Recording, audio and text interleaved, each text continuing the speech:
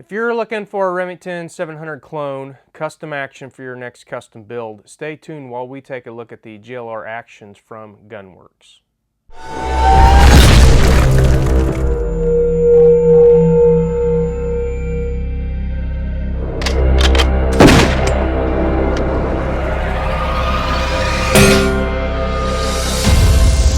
Ryan here with LongRangeOnly.com, and in this video we're going to take a look at the GLR actions from Gunwerks.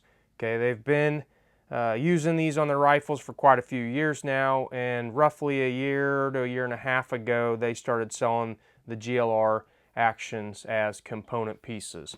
So we went ahead and got one of them to test and do review on. So we've got the one here that we got for the purposes of this review, and then we've got this Magnus here that's got the same action. So we've actually been testing a couple of them, and we'll go ahead and break down the key specs on it, the key features on it, and then my overall thoughts on it. So not that it really matters, but this one that we got for the review purposes, we put into a climber stock, and we've got a Hell's Canyon barrel on it, and it's chambered in 7 max. We've been shooting it for a couple, well, about 6 months now, 7 or 8 months. We actually killed a few animals with it this last hunting season. And then this Magnus, which obviously uses the GLR action, we've killed a couple elk with it this past season, and we've been shooting them quite a bit in the between hunts, and as well as before that, and then quite a bit after as well. So we'll kind of break those down. So they make it a steel, which is the one we've got here. They make it a titanium, and the steel's going to run right around 30 ounces. I believe it's listed as 29 ounces on their website. And then you're going to shave roughly 5 ounces or so on the titanium. Now I didn't disassemble this Magnus to see what that weight is, but typically you're going to get about 5 ounces less with a titanium action. So let's go ahead and talk about the key features on it. It is a side bolt release.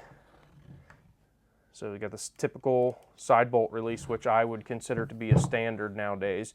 It does have a integral recoil lug.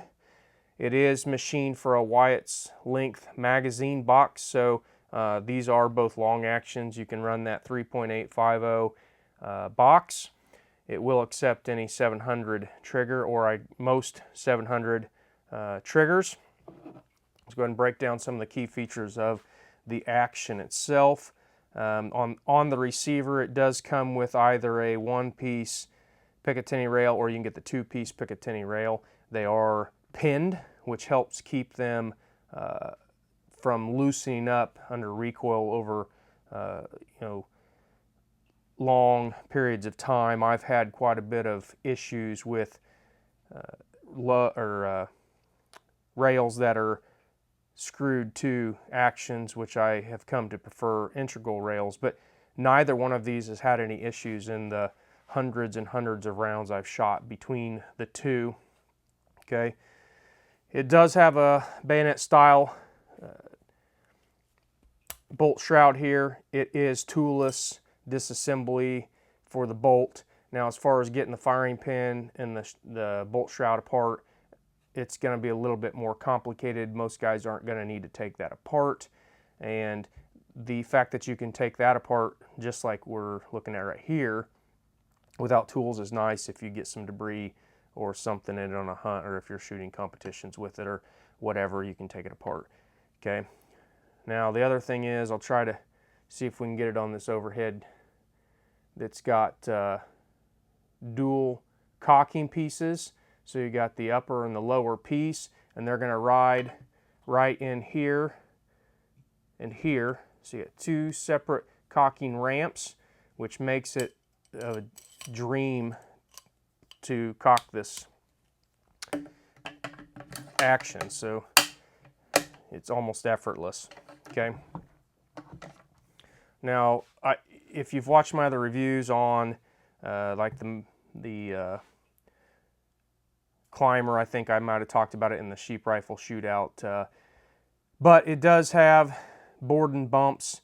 So again, and I've talked about this before, I don't know if it's actually machined into the receiver or the bolt. I would suspect it's machined into the bolt, but what that really means is kind of hard to demonstrate, I think, here with the cameras. But when you put this bolt into battery like this, typically the trigger is going to be pushing up on the back of the bolt, and it's going to cause the lugs to want to nosedive into the receiver, and that is not conducive to good accuracy, because we want the cartridge bolt alignment to be perfectly parallel to the bore.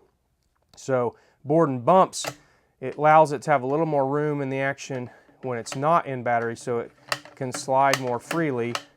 But then when you go to close the bolt, there's less interference in the key parts of the action that causes the bolt to stay in perfect alignment. And it's really a nice feature. Most guys aren't even going to notice it, but it does help with the inherent accuracy of the action. Okay, so the bolt has fluting on the top where you can see it. It doesn't have any fluting on the bottom, which allows it to slide more freely in the action or the receiver, as opposed to some bolts that are completely fluted. So it does allow it to be a little bit lighter and look cool while keeping the key pieces running smoothly. So talk about real quickly one of my pet peeves of actions. This action does have a little bit of cock on close. You can kind of see right there. It's kind of hard because it's a bayonet style. There's no cocking indicator, but you can kind of see that it's a little difficult to close. In the perfect situation, I would want that to be a little bit less than it is, and I'll come back to that in a second. One of the other nice features here is it does have dual plunger style ejectors, and then it's got the extractor tucked right in here into the bolt lug. So what that does is allows the ejection to be at a lower angle, so that it's not flying up here and hitting on your scope turret or turret cover, and it's going straight out the action. The other thing that I've noticed after shooting both of these receivers, both of these actions for hundreds of rounds, I've got a couple other actions that have quite a bit less cock on close that are running M16 or mini M16 style extractors, and this bolt is actually smoother to close because the cartridge head actually, well, I should say the extractor slides over the cartridge head a little smoother, so you don't notice it as much as you do with those giant M16s sometimes when you close the bolt. So it kind of takes the feeling of that cock on close out, because this bolt slides over the case heads better, or the cartridges better, than some of the other actions out there. So in operation, this is on par or maybe even a little bit better than some of those actions as far as chambering a live round, the smoothness of going through that. So I really do like that. All right, the steel action is $1,375. The titanium action is $1,675. So let's go ahead and talk about how I feel about them, even though I've kind of alluded to that. In use, I think this is one of my favorite actions, and for sure one of my favorite actions that does not have integral rails. Like I said, my biggest issue with not having integral rails is scope rails or bases coming loose. I've not had that with these action. The pins are very tight, and time will tell, but as of right now, I haven't had any problems with it, so that's a non-issue for me as of right now. I really like the ejection angle. I love how easy it is to open the bolt, and it chambers rounds very smoothly, like I said, on par or better than most of the other actions out there.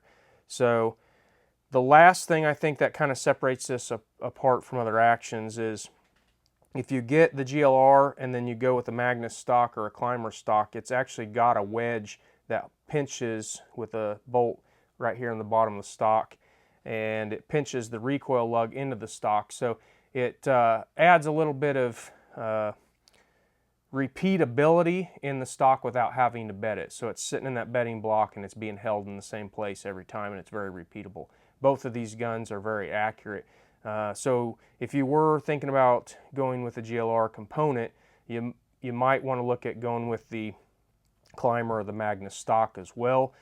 We've already got a review on the YouTube channel talking about our Magnus, and I will have one on this stock as soon as I get some time to put that video together. Combine that with their bottom metal and you've got a really nice setup. So let's go ahead and rehash this and then button this up. The prices are in line with other actions in the steel and the titanium price range at $1375, $1675. The weights are going to be very consistent. It's not a whole lot you can change there because they're 700 footprints. It does accept Model 700 triggers just like you would expect. It's got the integral recoil lug, pinned rails, either a split or the one piece here. It has fluting where it matters or where you can actually see it. It doesn't have it where it actually is beneficial to help the action and bolt slide a little bit more smoothly.